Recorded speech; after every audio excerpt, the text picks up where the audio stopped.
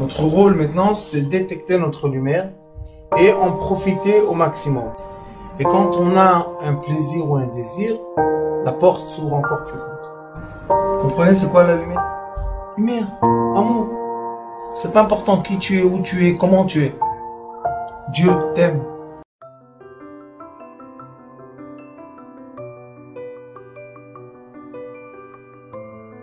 Bezrat Hashem, on va être dans la paracha chez le Shlach.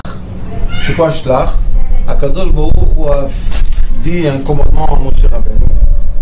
Et il lui a dit, envoie des espions. Et ces espions-là, Meraglim, c'est Raglaim, ils vont marcher à pied. Et quand ils vont revenir, ils vont raconter qu'est-ce qu'ils ont vu. Maintenant, il leur a pas dit comment et quoi. Il les a envoyés. Et dans cette paracha, nous avons beaucoup de choses très très profondes. Mais il y a une chose qui concerne ce qu'on parle beaucoup des enfants indigos, et c'est la relativité. Il y a eu là-bas un problème.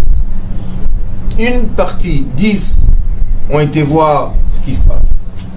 Et 2 sont partis tout de suite chez les patriarches. Ils sont partis à Hebron, Keratarva. Qu'est-ce qu'ils ont fait là-bas? Ils ont prié. Les 10 autres ont fait d'autres choses. Mais ils étaient tous Nessi Israël. C'était tous des Nessim. Donc c'est des gens qui sont à un très grand niveau. Et quand ils sont revenus, et ils ont parlé, il y a eu une différence, un décalage. D'accord?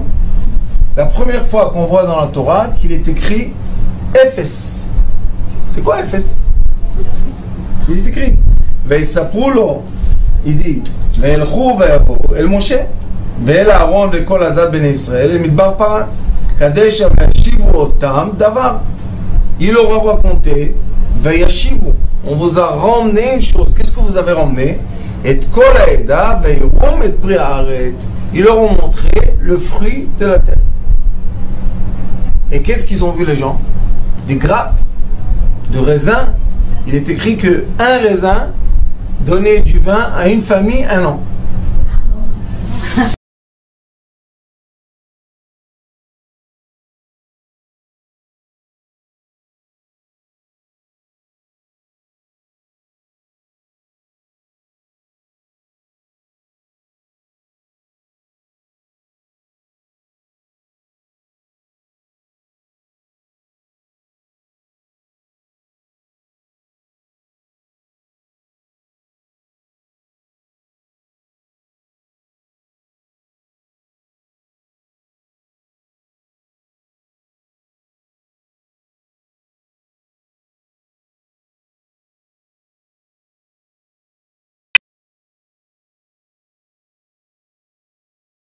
L'odeur de l'eau, l'odeur. Et lui aussi raconte qu'il y avait des grappes de raisin.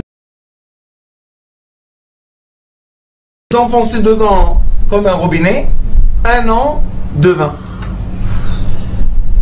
Donc, les Meraglim, il y a 800 ans, 900 ans avant, ils ont vu ces grappes de raisin. Et 900 ans après la destruction des 2 temples, la même chose. Alors, qu'est-ce qui s'est passé avec le peuple d'Israël? Pourquoi ils disent Ephes?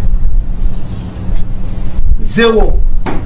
Et il y en a malheureusement dans l'histoire moderne qui veulent dire que le 0, c'est un chiffre qui a été inventé par les musulmans. Le chiffre 0 n'existait pas avant.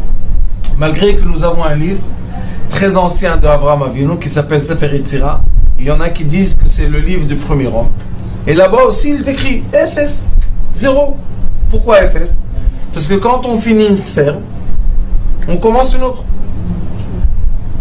Alors quand on fait 1, 2, 3, 4, 5, 6, 7, 8, 9, j'ai fini 9, qu'est-ce que je fais? Je vais à 1, mais je laisse un 0. C'est pour ça qu'il y a le chiffre Esser. C'est quoi Esser? 10. 10, c'est pas 10. 10, c'est 1 et un 0. Alors quand vous êtes dans l'informatique, vous savez c'est quoi? Les chiffres binaires 0, 1, 0, 0, 1. C'est quoi ça? C'est une sphère et un commencement. une sphère et un commencement. Quand il y a 1, ça veut dire qu'il y aura de l'électricité. Quand il y a 0, ça veut dire qu'il n'y a pas d'électricité. Pourquoi? Parce que 0, j'ai fini la sphère. 1, je commence une sphère. Qu'est-ce qu'ils ont fait?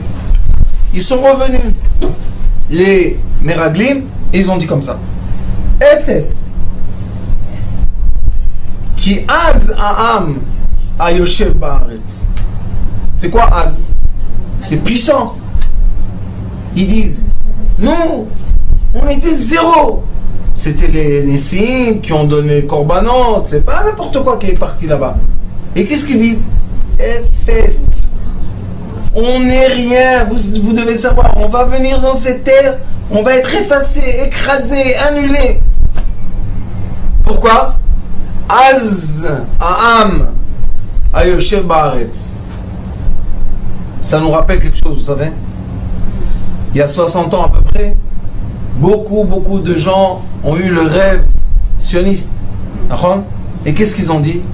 On laisse tout derrière et on vient sur terre. Et quand on est venu, qu'est-ce qu'on était?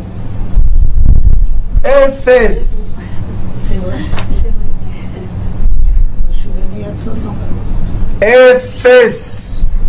Il y a des gens qui sont venus, qu'on leur a raconté qu'il n'y a rien à manger ici, il n'y a pas de maison, il n'y a rien du tout. On les a débarqués dans des déserts. C'est vrai.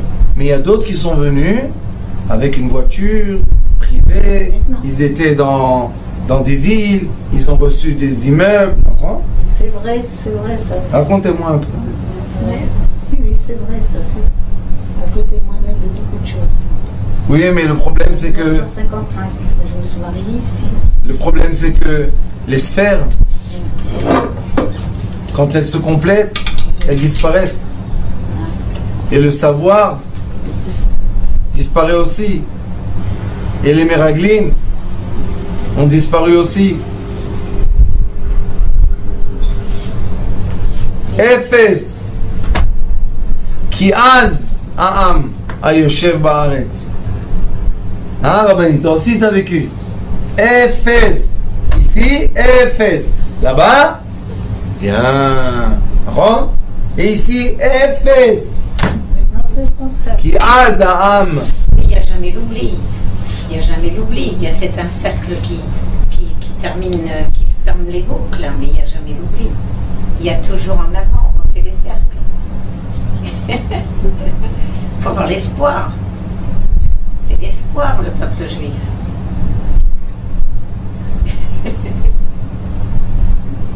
L'espoir. On était entre nous pendant 2000 ans. On était entre nous. Jamais dans les communautés. Jamais. FS. Jamais. Toda. Quand il y avait quelqu'un qui venait, où il y avait un mariage, où il y avait une joie, toujours tout le monde participait. Il n'y avait pas FS qui az la relativité d'un zéro et quelqu'un qui est très puissant. Ça n'existait jamais. Même les rabbins, c'était des grands forts. Ils accueillaient tout le monde. Ils protégeaient le plus faible. Nous, on était comme ça 2000 ans. Oui, le Havat Israël. Oui. Voilà. Mais il y a 60 ans, quelqu'un a décidé d'effacer le peuple d'Israël. Vous n'existez plus. Vous n'avez plus rien. Vous n'avez pas d'anciens. Vous n'avez plus vos rabbins. Vous n'avez plus aucun rapport. C'est rien. Efes. Qui azam. Nous. Sauf qu'il y a une génération comme la mienne qu'on est né. On a les deux sangs. On a le sang du Efes et on a le sang du Az. On a le sang Sfarad et on a le sang Ashkenaz. Maintenant, on est divisé entre les deux forces. Pourquoi? Parce qu'un côté, on l'a effacé et l'autre côté a pris le dessus. Mais la vérité est que sur le côté qu'on a effacé, c'est lui l'ancien. Il faut voir la vérité. Une fois, le Rav Shach, il y a un élève qui est venu et il lui a dit, tu sais Rav, on ne veut pas me prendre dans la yeshiva. Il a dit, pourquoi on ne veut pas te prendre dans la yeshiva? Il a dit, parce que je suis un Sfaradi, je suis Sfarad. Alors il dit, tu sais ce que tu vas faire? Tu vas enlever les livres de tous les sages Sfarad de la yeshiva. Il a été dans la bibliothèque, il a enlevé tous les livres, tous les livres, tous les livres, tous les livres. Le matin, ils sont venus étudier. Il faut Rajba, il faut Rambam, il faut Ritva, il faut Bet Yosef. Ils sont partis chez le Rosh Yeshiva, chez le Rav Shach, ils lui ont dit, qu'est-ce que c'est ça? Il leur a dit, vous avez dit qu'il faut faire sortir les Sfarad, ben, je les ai fait tous sortir.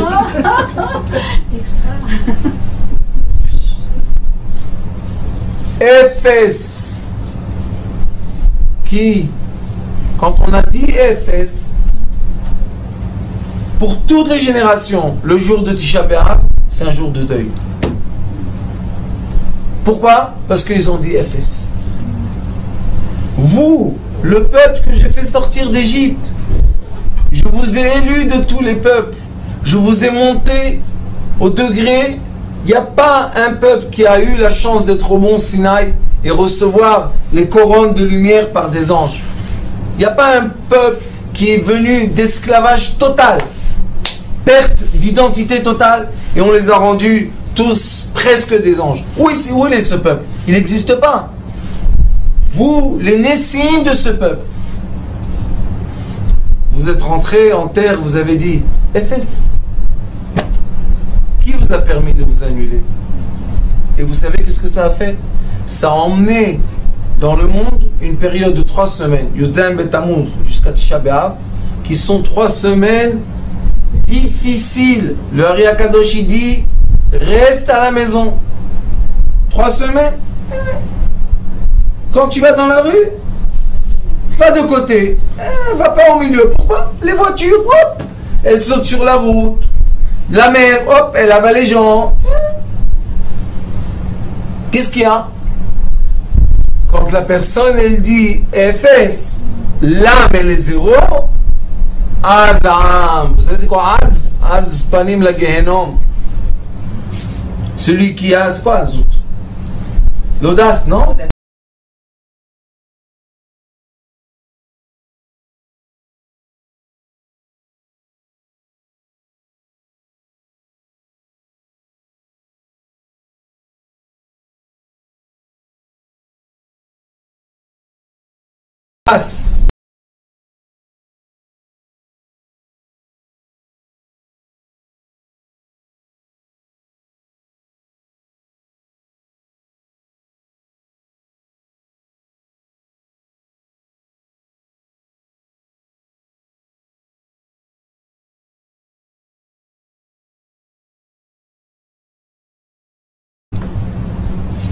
Que c'est une bonne mida d'être anav, d'être humble, c'est très très bien.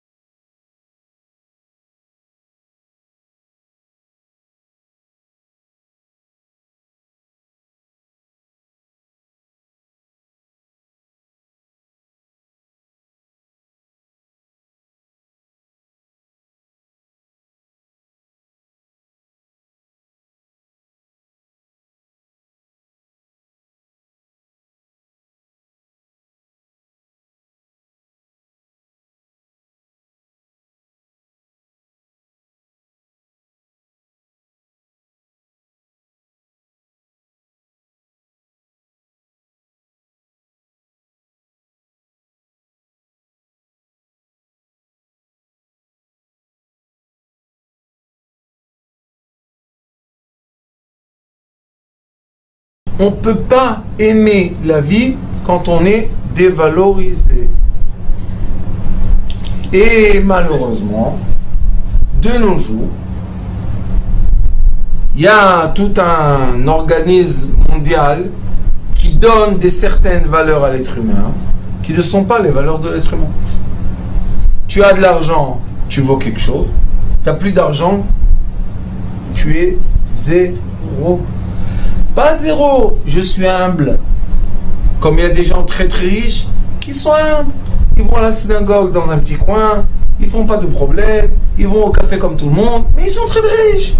Il y a des riches, ils ne parlent pas avec des gens. Non, celui-là il est pauvre, celui-là il est sale, celui-là il n'est pas instruit, celui-là il n'est pas comme ça. Non, ils ont des clubs à eux, fermés. Ça c'est az. C'est quoi az? Ils ont l'audace de dire je suis plus qu'un autre. Mais on est tous les mêmes.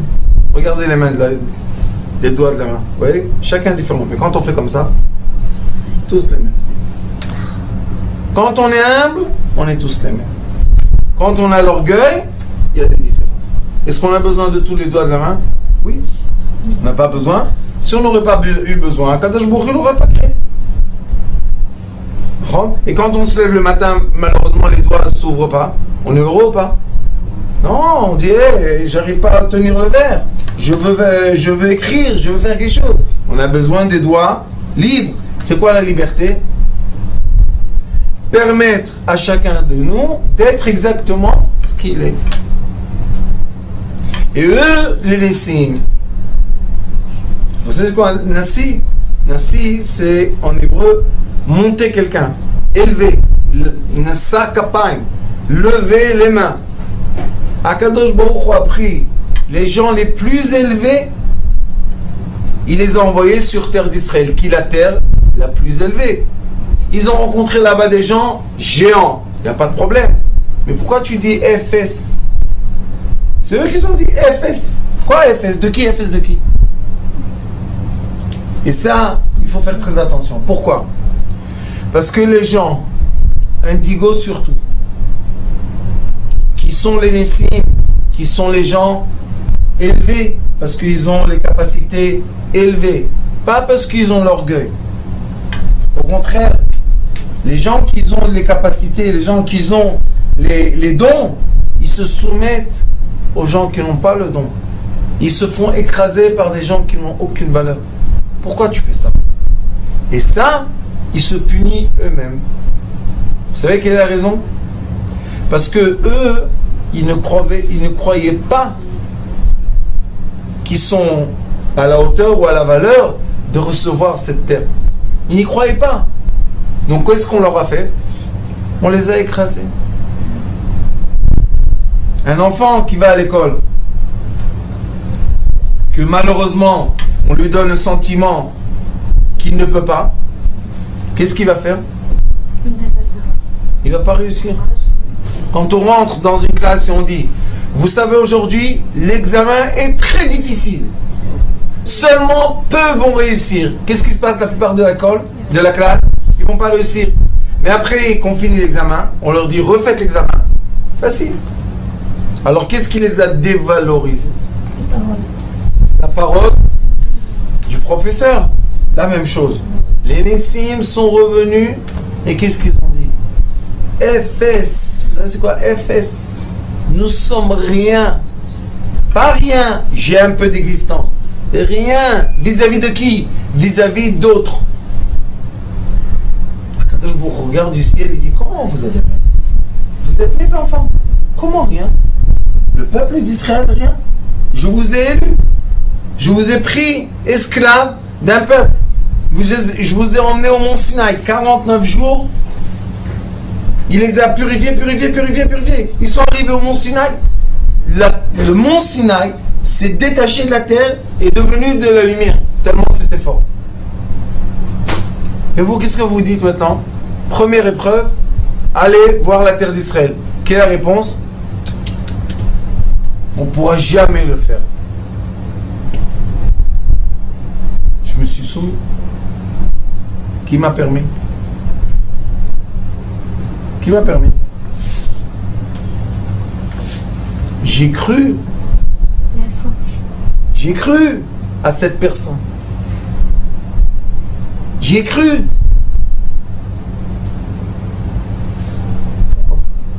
T'as pas tes valeurs à toi. T'as pas ton cerveau. Moi, j'ai dit des fois aux gens, qu'est-ce que vous venez chez le Rav? Vous n'avez pas un cerveau, vous n'avez pas des mains, vous n'avez pas un corps. Qu'est-ce qu'il y a? Qu'est-ce que vous avez oublié? Toute l'histoire dans la vie, c'est la conscience. Si je suis conscient, j'ai toutes les valeurs qu'il faut pour vivre. Mais si quelqu'un me vole ma conscience, maintenant où est ma conscience? Dans mon corps ou non? Non. Donc je peux faire entrer une personne dans un verre, fermer le verre, l'enterrer dans la terre, et la personne que vous allez voir est morte. Comment on appelle ça en marocain? Sorcellerie. Il y a des pays dans le monde que les gens faisaient beaucoup de sorcellerie. Dans les pays musulmans et dans les pays chrétiens. La sorcellerie travaillait toujours. Mais c'est quoi une sorcellerie? C'est quand moi, je permets à l'autre de maîtriser ma conscience et me dire, voilà, regarde, tchac, où tu es maintenant? Dans un verre. On pense tous que c'est des bêtises que je dis. Qu'est-ce que c'est ça? Mais il n'y a pas de sorcellerie. Les gens, des fois, ils me disent, d'où vous inventez vos bêtises? Vous êtes du juif, rabbin. Qu'est-ce que c'est ça? Je dis, donne-moi ton téléphone. Qu'est-ce qu'il y a? Je dis, donne-moi ton téléphone. Je ne peux pas te le donner. Pourquoi tu ne peux pas donner? Ma vie. Comment je vais te donner ça? Toute ma vie dans le téléphone. Je dis, donne-moi, un instant, donne-moi. Je peux pas. Je ne dis pas, c'est quoi, pas un sorcier celui-là? Ouais. Il t'a ensorcelé ta vie, tes enfants, ta famille, tes comptes en banque, tes prises de sang, tout, il t'a ensorcelé. Voilà, ils ont ensorcelé toute la personne, tout le monde. Si le père, c'est foutu. Et si on le jette, il meurt. Vous savez combien de gens dans le monde, tous les jours, meurent à cause de cet appareil? Meurent. C'est pas FS. Comment l'être qui a créé l'appareil se dit je suis un FS? Manipulation, ça. Mais qu'est-ce qu'on dit? Non. Les programmateurs de cet appareil-là, ils comprennent comment ça marche. Mais nous, on ne comprend pas comment ça marche. Pourquoi tu l'utilises? Pourquoi tu l'utilises? Pourquoi tu permets les gens de te faire entrer dedans? Jette-le. Et qu'est-ce qu'on va acheter? Un appareil avec les boutons. Boum, bam, boum. Allô? Oui, ça va? Non? Mais quand on va dans le magasin, on te dit, mais madame, de quoi vous parlez? C'est old fashion, on les jette, ça n'existe plus. Venez. 4000 shekels. 4000 shekels, c'est 1000 euros, à peu près. C'est en Israël le SMIC. Une famille de 5 personnes. C'est une horreur. On a combien de payes? 2 payes et demi. Ça veut dire que les parents, ils vont payer 2 mois et demi du salaire pour ça. Et ça fait quoi? Ça encapsule leurs enfants. Exactement. Je suis obligé de vous avertir. Vous devez faire un essai. Entrez dans une chambre et écrivez un sujet le même thème. Voiture. Toi, voiture. Appuyez, cherche. Cherche, Google. Dans la même chambre. 5 personnes, 5 autres résultats. Écrivez images. Vous allez recevoir des images, c'est plus facile. Pourquoi moi des images et toi des autres, et toi des autres, et toi des autres? Maintenant, quelqu'un dans la chambre, on va lui dire, parle en allemand.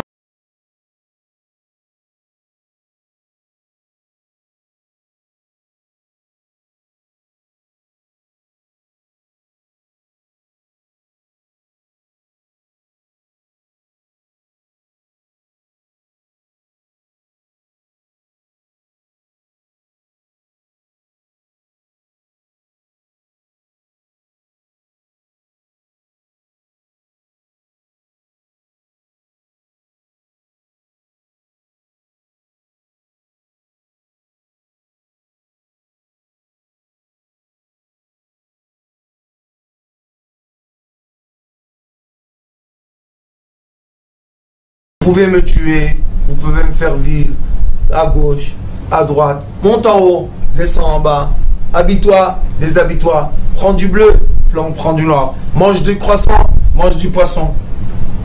Et alors, qu'est-ce qu'il y a? Qu'est-ce qui se passe? Pourquoi? Où on est? Non, si tu n'as pas cet appareil, tu ne vaux rien du tout. Moi, j'ai ni celui-là, ni l'autre, ni l'autre, ni l'autre, rien du tout. Les gens me disent, comment tu vis? Je dis, comment mon grand-père il avait ça, il n'avait pas ça, tout va bien. Il faut faire très attention. Pourquoi? La relativité. Plus la technologie augmente, et plus les gens deviennent soumis. Pourquoi soumis? Parce qu'ils n'ont pas assez de savoir pour comprendre comment la technologie les manipule. Mais ce n'est pas la technologie, c'est l'être humain qui est derrière la technologie. Vous pensez que c'est seulement la technologie? Non. Imaginez-vous, je vais en Afrique. Je vais en Afrique. Dans une tribu qui ne connaît pas du tout la technologie. Disons. Maintenant, je vais avec un appareil comme ça. Et quelqu'un, je lui dis, danse. Il danse. Je le filme. Et je dis, hop, je t'ai attrapé. Je dis, comment tu m'as attrapé? Viens ici, regarde. Tu es dans mon écran. Qu'est-ce qu'il va faire? Il va devenir fou. Il va devenir fou. Il va dire, j'existe dans l'écran. Alors où j'existe? Dans mon corps ou dans l'écran? Télétransportation de la conscience humaine. Très grave. Ça devient de plus en plus pire. Et jusqu'à un jour qu'ils vont vous dire, on a éteint les téléphones, on va éteindre votre cerveau. Et les gens disent, ah, de quoi tu parles, c'est n'importe quoi. Je vous dis, le jour viendra. Mais, malgré tout ça, il y a une génération entière qui est morte dans le désert. Et il y a une génération entière qui est rentrée dans la terre d'Israël. Malgré tout ça, veut dire qu'il y a une génération entière qui se soumet à la technologie et il y a une génération entière qui est en train d'utiliser la technologie. Comme pour nos parents, imprimer un livre, nos grands-parents, c'était très très cher. Et pour nous à la maison, on a une imprimante. Voilà papa. Tout le temps on est ça. J'ai une imprimante. Après on s'est habitué à l'imprimante. Maintenant il y a 3D imprimante. On peut faire une bague à sa femme. Voilà. Qu'est-ce qui se passe tout doucement? Ou on utilise la technologie, ou on se soumet à la technologie. Mais en l'utilisant, on se soumet. Non, Rabbanit. Non, pourquoi? Parce que quand j'utilise, c'est moi qui choisis de boire ou ne pas boire. C'est libre arbitre. Mais quand eux, ils te bourrent le crâne, quand tu ouvres le frigidaire dans le magasin, tu mets la main tout de suite sur ça. Ça, c'est eux qui utilisent, pas toi tu utilises. J'ai compris le choix. Le libre arbitre, c'est le savoir. Plus je sais, plus j'existe. Moins je sais, moins j'existe. Alors qu'est-ce qu'ils font? Ils vous disent, tu sais, Office, vous connaissez Office? Ils disent que le Office, tu peux utiliser maximum 3-4% si tu es super ultra intelligent. Et sinon, tu utilises 2%. Alors pourquoi tu me vends 97%, 96%? Pourquoi tu me le vends? Pour que tu comprennes que tu comprends rien. Et puis tu utilises ton ordinateur. C'est moi qui utilise ton ordinateur. C'est moi qui décide qu'est-ce que tu vas faire, qu'est-ce que tu vas pas faire. Et il y a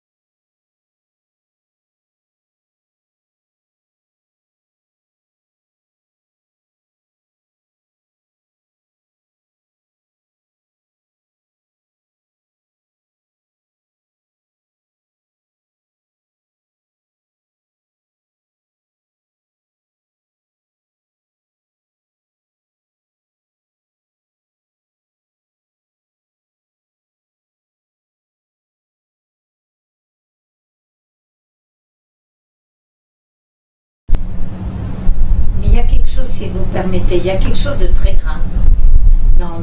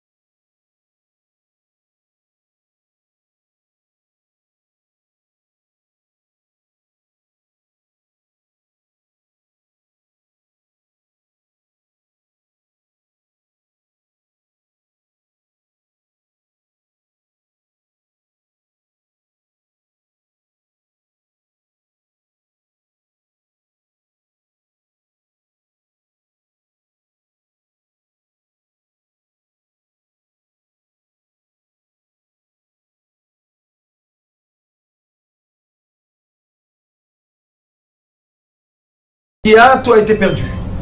Regardez dans la rue, les gens viennent de France, ils me disent, en France, on était juifs, on est venu ici 2 semaines, les enfants, Khalek Shabbat. Qu'est-ce que c'est ça? Et les gens pleurent. Ils disent, pourquoi je suis venu en Eretz? La sagesse des choses, c'est pas mélanger les peuples. La sagesse des choses, c'est garder l'identité des peuples, mais réunir les consciences. C'est pas dur, madame, c'est de la lumière. Non, non, non, c'est pas dur. Baruch Hashem, on ne parle plus ni de juifs, ni de musulmans, ni de chrétiens, ni de bouddhistes, ni de soufis, ni de rien du tout. Aujourd'hui, Baruch Hashem, il y a un nouveau langage qui s'appelle le langage de la lumière. Il y a de plus en plus de gens scientifiques, acteurs, des simples personnes, des coachs, qui parlent tous d'une chose. On parle maintenant du nouveau degré de l'humanité qui s'appelle degré de la lumière. Dans le degré lumière, au contraire, on veut que chacun garde son identité. On veut l'identité de chacun de nous. Pourquoi? Pour réussir à former un être le premier être, il faut le reformer. Comment on va le reformer? Si la tête veut être mon ongle, et si mon pouce veut être mon bras, ça c'est pas un être, ça c'est un mélange entier. Mais si chacun reste à sa place, et on s'unit tous, qu'est-ce qui va se passer? On va retrouver le premier homme. Et Baruch Hashem, on utilise la technologie pour se reconnecter dans le monde entier facile, vite, accessible, et remettre en place toutes les identités qui existent sur Terre, qui est très très important. Ils continuent et ils disent ici, encore une fois la relativité. והאנשים אשר עלו עמו אמרו לא נוכל לעלות על העם כי חזק הוא ממנו.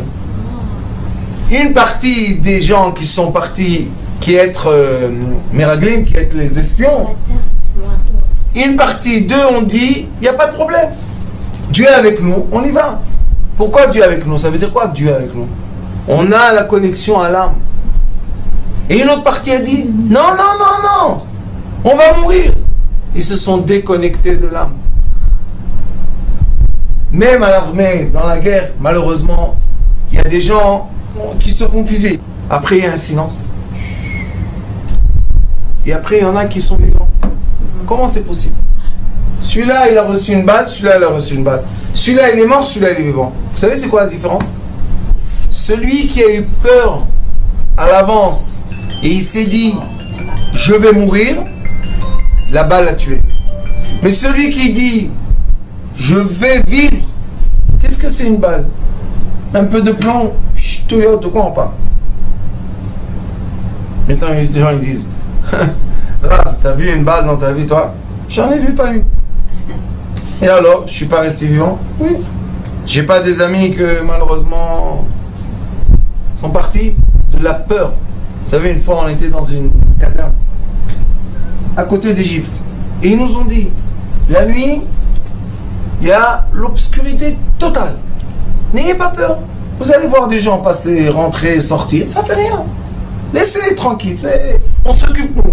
Vous, juste, vous êtes des pions comme ça. Et il y avait une place vraiment très désagréable. Alors j'ai dit au commandant, laisse-moi aller là-bas. On avait avec nous un plus proche d'une danseuse de ballet qu'un homme. Alors j'ai dit à mon chef, je lui ai dit, pourquoi tu le fais faire la nuit comme ça et tout? Il a peur. Laisse-le dormir, moi je vais faire la nuit. Non. Lui il ira là-bas. J'ai dit, pourquoi t'es têtu? Pourquoi t'es têtu? Laisse-le tranquille. Tu vas pas te mêler de mes commandes. Il n'y a pas de problème. Ciao. Au chez moi j'étais quelque part. Mais tout le temps je le regardais de loin. J'ai compris que le bruit. Vous savez qu'est-ce qui s'est passé? Il y a eu vraiment cette nuit des gens qui sont passés, je ne veux pas vous dire de quoi ils ont l'air. Il a eu une peur qu'il a crié, et vit, tac, tac, balagan et tout. Vous savez qu'est-ce qui s'est passé? De la peur, il est devenu fou. De la peur. Mais je lui ai dit, j'étais jeune, je lui ai dit, écoute, ils nous ont dit qu'il y a des choses qui passent. Il m'a dit, qu'est-ce que je peux faire? Je suis pas fort, moi, je suis une marionnette, qu'est-ce qu'il veut chez moi? Il est parti, il est devenu complètement fou. C'est quoi ça? Il s'est soumis à l'avertissement. Vous comprenez? À l'avertissement. Ils nous ont dit, faites attention, il y a des commandos qui passent. Vous restez dans votre place. Qu'est-ce qu'ils ont dit? Des commandos, de guerriers, tout ça. Mais moi, je suis venu déjà à martiaux, balagan et tout, ça y est, on était préparés à ça. Mais eux, ils ne sont pas préparés à ça. Il y a beaucoup de Français qui viennent en Israël, on va faire l'armée. Mais ils ont vu quoi? Ils ont vu des films, ils n'ont pas vu l'armée, la vraie armée, face à face. Quand ils voient le face à face, c'est fini, Rambo, balagan et tout. Ça, c'est des films, c'est payé, $1 milliard, c'est payé. Mais quand on voit face à face ta mort, qu'est-ce qu'on fait? On se soumet. Et qu'est-ce qui se passe? Vous savez, comme l'être humain est constitué de deux forces, une spirituelle et une matérielle, et seulement l'harmonie entre eux nous donne une qualité de vie. Dès qu'une personne réussit à faire sortir la partie spirituelle. Et c'est lui qui possède la partie matérielle. Maintenant, on est divisé par deux, encapsulé dans un verre. Ça, c'est pas la manipulation seulement, c'est la sorcellerie. Mais quand on appelle la sorcellerie d'aujourd'hui, d'avant la technologie d'aujourd'hui, il n'y a pas de problème. Ça s'appelle aussi la technologie de l'être humain. Vous savez c'est quoi? La capacité du cerveau d'un être de soumettre le cerveau de son prochain. On a le droit de le faire? On n'a pas le droit de le faire. La capacité d'un être, avec sa compréhension et sa sagesse, de soumettre son prochain. On a le droit de le faire? Non. Mais qui a fait la faute? Celui qui est le manipulateur ou celui qui s'est fait manipuler? Les deux. Non. Le manipulateur est un manipulateur. Mais pourquoi t'es rentré dans son jeu? Pourquoi t'es rentré dans son jeu? Pourquoi t'es pas resté dans le jeu comme ça? Simple. Parce qu'on a cru, on peut croire On croit quoi? en une personne. Croire en personne, ça veut pas dire qu'on va donner notre vie dans ses mains. Si on s'est affaibli à ses yeux et on est devenu Ephes et lui il est devenu Az, Kanamer, comment on va faire après? Après quelques mois, on dit hop, je suis manipulé, je suis écrasé, je suis... Non. En fait, on n'est plus de personne à personne, on est de personne à objet. Donc nous, qui se ressentent Ephes, c'est seulement le corps, parce que l'âme elle est partie. L'âme elle est partie, on est resté seulement avec la vitalité du corps. Elle est où l'âme? Elle est au-delà Elle du est corps. partie où? Au-delà.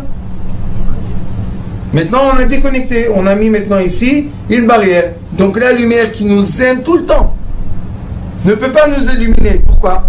Parce que la lumière n'a aucune force. D'un côté. Mais le laser, vous savez c'est quoi? Ça découpe tout. Le laser, ça découpe tout. C'est quoi? De la lumière concentrée. Alors la lumière, elle a de la force ou elle n'a pas de la force? Ça dépend de la concentration.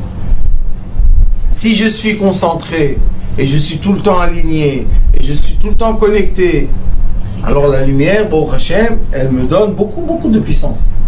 Mais si je suis tout le temps dilaté, tout le temps perturbé, tout le temps divisé dans 1000 choses, la lumière devient très très faible.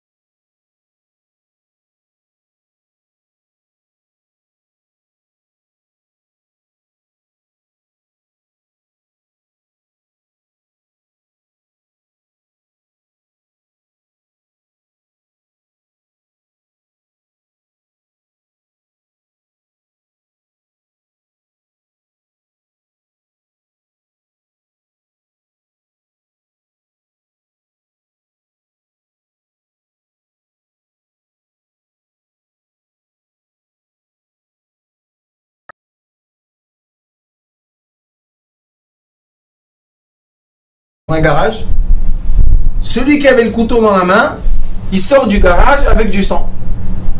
Et il s'en va. On va dans le garage, qu'est-ce qu'on voit? Une personne morte. Maintenant, on posera bien qui une question. Est-ce qu'il a tué ou pas? La logique des choses dit Oui. oui.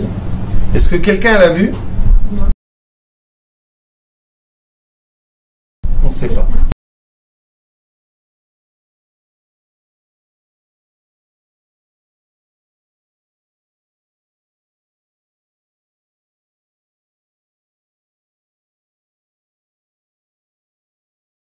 dans la voiture. L'âme sort du corps avant l'opération. L'âme sort du corps avant la guerre, pendant le champ de bataille. L'âme, elle est sortie, la conscience sort.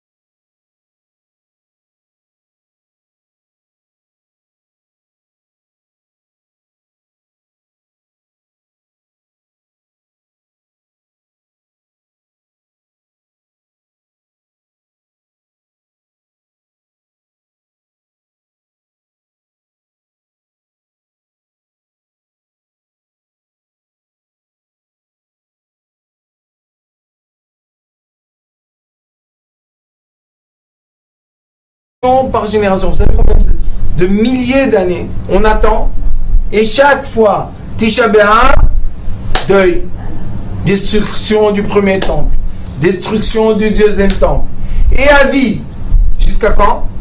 Jusqu'à qu'on va arrêter de dire qu'on est soumis. Et ça s'appelle la Géoula Pratit. Notre Géoula à nous, à chacun de nous, c'est arrêter d'avoir peur. Pourquoi? Parce que je suis divin. Je suis éternel. Tu peux rien me faire. Comment je peux rien te faire? Tu peux rien me faire. Une fois, pendant la Shoah, il y avait un rabbin dans un village. Et le rabbin dans le village, ils sont venus les Allemands, et ils lui ont dit, toujours il disait comme ça à la communauté, vous, on vous emprisonne, et le rabbin, s'il va vous sauver la vie, il va vous sauver la vie. Sinon, vous allez mourir à cause du rabbin. Top. Et le rabbin, il est rentré dans la chambre avec le commissaire allemand. Il n'arrête pas de rigoler. Il rigole. Top, qu'est-ce qu'il a fait le rabbin? Il rigole, il se moque de rire, il n'en peut plus. Le commissaire allemand, il a dit, qu'est-ce que tu fais? Il dit, de quoi toi, tu vas me faire du mal à moi? De quelle raison? Qu'est-ce que j'ai avec toi? C'est rien qu'une miette. Il te prend l'air, tu meurs. Moi, commissaire allemand, tac, il a mis le fusil. Il a dit, ah bon, et tu crois qu'un bout de fer peut tuer une personne? Vraiment, tu y crois? Il rigole. Comme ça, des discussions, des jours et des jours. Et il veut lui mettre une gifle, il n'arrive pas. Il dit, dis-moi, ta main, elle marche plus? Qu'est-ce qu'il y a? Elle s'arrête? Qu'est-ce que tu as? Qu'est-ce qu'il y a? Ton physique ne marche plus? Ah, peut-être tu es malade. Ah, tu dois aller chez le docteur, monsieur le commissaire. Tu n'as plus la force de donner une gifle à un juif. Et il se moque de lui, il rigole. Il en avait marre. Un jour, il a décidé, tu sais quoi? Tu te moquais de moi tellement de temps, eh ben, je vais te mitrailler avec toute ta communauté. Il a dit non. Tu vois pas que des semaines, tu arrives même pas à me donner une gifle. Tu veux me mitrailler avec ma communauté? Ah ben c'est bien ça. Tous allaient creuser. Vous savez, creuser le trou et ils se mettaient comme ça en ligne. Ils le mettent tous en ligne avec la mitraillette. Qu'est-ce qu'il faut appuyer? Un bouton et hop. Et le rabbin, tous nus. Il rigole, il n'en peut plus. Il rigole. Arrête de rigoler! Il dit, qu'est-ce que je te pose la question de rigoler ou pas rigoler? Tu veux me tuer? Je meurs avec rigoler. Et il rigole. Et les soldats, hein, ils ont vu que le commissaire, il leur a dit, shoot! Arrêt. Ça existe, vous savez, à l'armée. On a une mitraillette, on est sûr qu'on est super sophistiqué. Un petit grain de poussière rentre, ça s'appelle arrêt. Tac, arrêt.